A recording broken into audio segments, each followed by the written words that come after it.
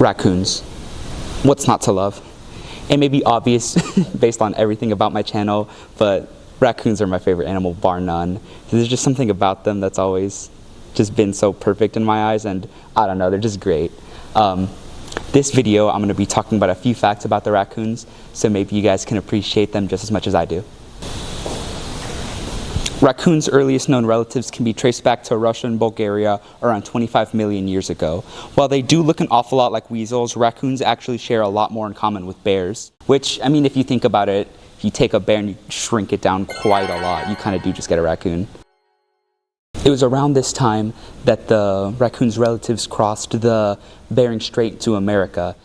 They mostly ended up in Central America, but as the planet started to warm up, they started to diffuse both into North America and South America. The animals that ended up staying in Central and South America eventually went on to become coatis and olingos, while the more North American variants would go on to form things like ringtails and of course the raccoon. Contrary to popular belief, raccoons don't actually dunk their food in water to wash it. It's more of like a sensory thing. When they cover their hands in water, they become softened because raccoon hands are usually pretty rough from all the vigorous activities they do.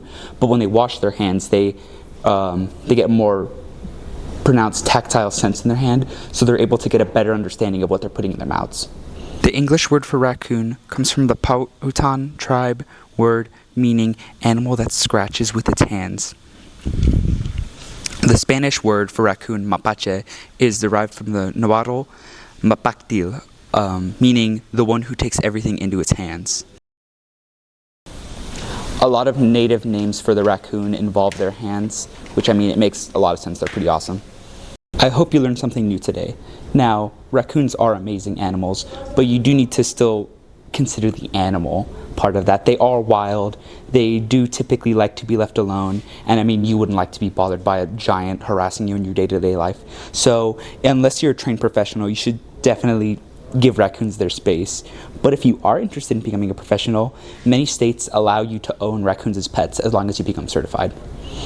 That pretty much wraps up everything I wanted to talk about today. Thank you so much for watching. Under your porch and up your tree, raccoon. More kids than a Catholic family, raccoon.